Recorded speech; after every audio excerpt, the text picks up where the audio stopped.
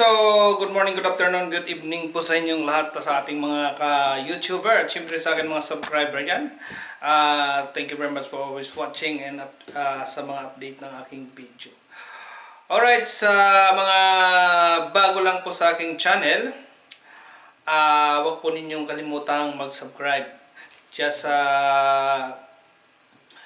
click the subscribe button there, and then of course click the bell also, so para updated po tayo sa aking mga vlog na mga susunod pa. So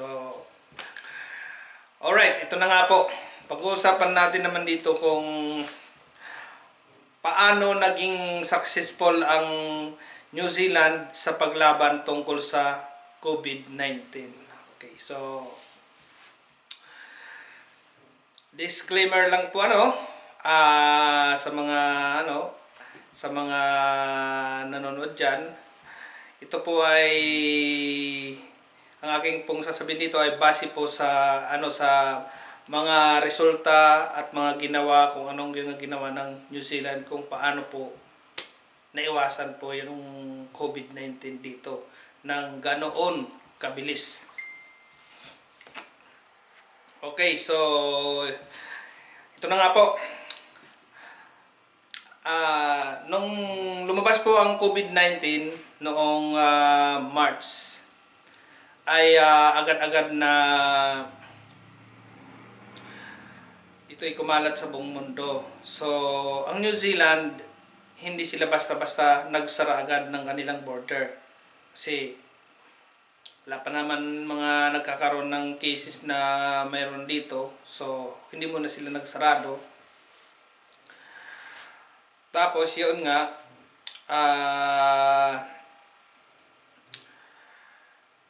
nauna pa ang Pilipinas na magsarado ng border. Nauna ang Pilipinas magsarado ng border sa ng isang linggo. So, ang New Zealand is behind talaga sa pagsasarado. So, mabilis ang aksyon ng Pilipinas. Isa lang pero ang problema ay hindi naman sa government talaga, kundi sa tao, sa mamamayan. So, ganito po ang ginawa ng New Zealand. Nung nagkalat na yung virus, mga nauna lang ang Pilipinas ng isang linggo. So, March 15, March 15, nagsalita ang Prime Minister dito tungkol sa gagawing pagsasara ng border ng New Zealand at pagkakaroon ng mga contact tracing sa mga nagkaroon po ng COVID-19. Yung mga pumasok dito ng mga dayuhan, talagang nila yung minonitor ng So nagkaroon sila ng plano. So ginawa nila lockdown. Nag-lockdown sila ng lockdown level 3 na kaagad nung nagdesisyon sila. So ngayon, yung mga tao naman dito is napaka cooperative at unang-una disiplinado sila. Ang New Zealand ay talagang pagdating sa freedom of speech ay number 1 sila. Pwede kasi nilang i-criticize dito yung kanilang government o sino mang official diyan. Nakakriticize nila yan.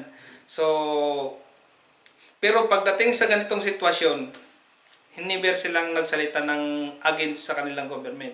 So, hindi pa nagkakaroon ng lockdown, pagputok ng COVID-19, ang mga local dito, sila na mismo, hindi pa nagla-lockdown kusa na silang nag-isolate ng sarili nila. Kahit na may pasok pa, hindi na sila pumasok. Yung iba hindi na pumasok, talagang nag-lockdown na sila, nag-self-isolation. Wala pang sinasabi ang gobyerno dito, nag-self-isolation na. Okay, so ito nag-lockdown 3 na. So, tayong mga Pilipino, iba talaga yung ugali natin. Dahil unang-una, aminin man natin o hindi, talagang we are lack of discipline. Yun ang wala sa atin. Kasi nung lockdown level 3 na dito, nagkataon, siyempre wala nang gagawin tao. Mayroong Pilipino dito na pasaway. Nag-fishing pa siya. O di, yun. nahuli. So, yan number one na kung bakit ang Pilipinas hindi natatapos ang COVID-19 dahil dyan sa disiplina na wala tayo. Aminin man natin o hindi, talagang kulang tayo sa disiplina. Kasi feeling natin sa sarili natin, ano rin tayo, superior, parang ganon. So, yun na nga po. Balik na tayo sa dito New Zealand na usapan. Nagkaroon ng level number 3. So, level number 3, hindi na rin kami pumasok yung company namin. Nag-shutdown na. Wala na kaming pasok. So, yun na. So, minonitor nila level number 3. After level number 3, tinaas nila sa level number 4. Nag-level number 4 na ang lockdown. So, ibig sabihin, hindi ka pwede nang lumabas ng bahay nang hindi essential ang iyong kailangan. So, ang mga natira dito, yung mga essential worker, ang mga frontliner, mga nurse, police, so, ang mga nagtatrabaho sa grocery, yan ang mga sa pharmacy, yan sila yung ang tuloy-tuloy ang pasok. So, ang ginawa, ang mga tao is pwede ka lang lumabas sa iyong bahay pag bibili ka lang ng mga essential like mag-grocery ka. Kailangan mayroon kang mask, ganyan, magmamask ka, tapos mayroon kang sanitizer. Yun ang tapos hindi ka pwedeng magsama sa sasakyan mo ng kasama. So, solo ka lang talaga napupunta doon sa supermarket. Pagdating mo sa supermarket, pipila ka doon. 2 meters ang distance. Talagang mayroon silang guhit doon. So, nakapila. One out, one in. Ganoon ang sistema. So, sa madalit salita, maganda yung takbo ng ng sistema pagdating sa COVID-19. Ngayon, ang ginawa ng gobyerno, naglabas agad sila ng $200 billion para sa mga nawalan ng trabaho na magkaroon ng wage subsidy. So, ang wage subsidy na ibinigay nila sa mga trabahador, local man or mga migrant workers or mga visa holder worker, kung ikaw ay full-time, makakasweldo ka ng 885,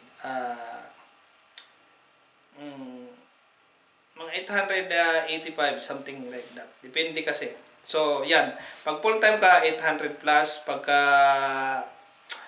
ikaw ay hindi ka lang part-time lang ang trabaho mo, so nasa 200 to 300 plus lang ang makukuha mong subsidy. So, syempre, para naman sa akin, yung 800 na subsidy ay okay na kasi tamang-tama na yon pang upa ng bahay, every week, konsumo ng pagkain mo, tsaka yon mga kung ano-ano pang mga kailangan mo.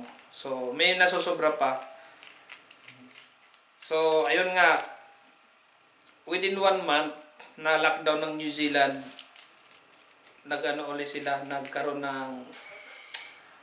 sila ng meeting sa cabinet kung anong dapat gawin. So, nagiging okay na nila yung parang nila yung COVID, na break na nila yung chain ng COVID. So, sila ng lockdown. Nagbaba sila ng lockdown. So, lockdown na level 3. Which na ang iba pwede nang magtrabaho, pero kung wala ka naman trabaho, wala kang gagawin, hindi ka pa rin pwedeng lumabas. May 2 meter na social distancing. 1 month lang, 1 month. So, after a week, 2 weeks, nagbaba ulit, naging level 2 na sila sa lockdown nila. Halos parang balik na sa normal. So, mailan-ilan na lang yung nagpa-positive. Tapos, mailan-ilan na lang din yung bilang, kumbaga sa ano. Dito sa Christchurch halos hindi naramdaman yung COVID-19 na yan dahil maganda ngayon naging ano nila, naging sistema nila. Tapos hanggang sa nitong nakarang linggo, nag-lockdown level number 1. So, yun, balik sa normal ng lahat. Makikita mo sa buong New Zealand na normal na yung naka-lockdown level 2 pa nga, nagkaroon na ng ano noong dahil sa Amerika na itim na namatay dahil sa pag-apprehend ng pulis. Nakisimpatiya sila dito, so nagkaroon sila ng rally sa Auckland. So halos wala ng social distancing. Pero dahil nga sa na nila yung na-flat na nila yung COVID-19. So parang wala nang balik na sa naging balik na sa normal. So ito, the NC government made the alert level plan transparent. Kasi halos araw-araw after na magsalita yung Prime Minister, nagla-live din siya. Nagla-live talaga siya para yung mga tao dito makapagtanong sa kanya, binibigyan niya ng yung mga tao na makapagtanong kung mga ganito, mga issue. So ganon yun.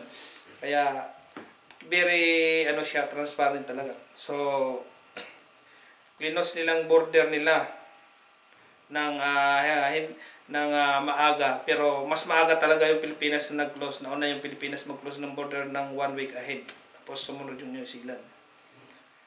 Tapos nakinig yung Prime Minister, katulad ng ginagawa sa Pilipinas, nakikinig yung Pangulo doon sa mga cabinet members, sa mga expert sa pagdating sa health. So bago ng desisyon kung anong dapat gawin. So ganon din dito ang ginawa. Pinapakinggan din niya yung side ng mga cabinet member, yung mga health expert, nakikinig siya sa mga yon. So tapos ang Prime Minister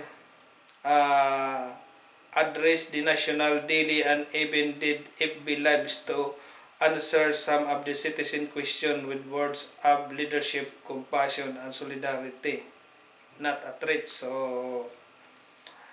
mahinahon lang siya na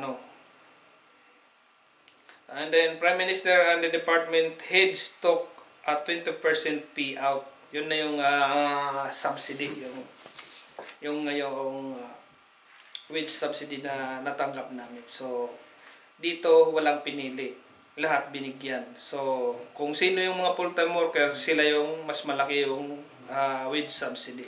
Hindi katulad sa Pilipinas na kung sino yung hindi nagtatrabaho, kung sino yung walang dahil poor of the poor, yun lang ang binigyan. Pero yung mga middle class, yung mga ibang nagtatrabaho ng full-time, halos hindi nakakuha yung iba. Yung iba, oo, yung mga malalapit nakakuha mayroon daw nakuha na subsidy, pero within only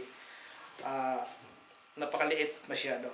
Pero hindi ko naman in-criticize yung ganyan kasi siyempre ang Pilipinas ay ilang milyon ng tao na mahigit 100 million, so hindi enough talaga yung funds ng Pilipinas kahit ubusin yan sa lahat ng Pilipino. So binigay sa medyo mga mahihirap. Kaya nga lang, dahil nga sabi nga nila kung sino yung malapit sa kaldero at sandok, yun ang madaling nabibigyan ng grasya. So yun ang ngayon. Okay, so yun na nga yung nagkaroon ng provide ng wage subsidy to help ensure people don't lose their job, and those who did lose their job, and so people listen and stay home. The government is not perfect, but they at least they do their best. So ganun at marami nagsasabi na yung New Zealand daw is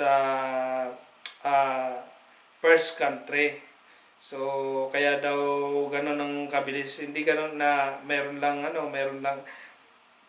5 million na people na dito. Hindi sa ganun na dahil 5 million lang yung tao dito. Hindi ganun yun. At saka hindi dahil sa first world country sila.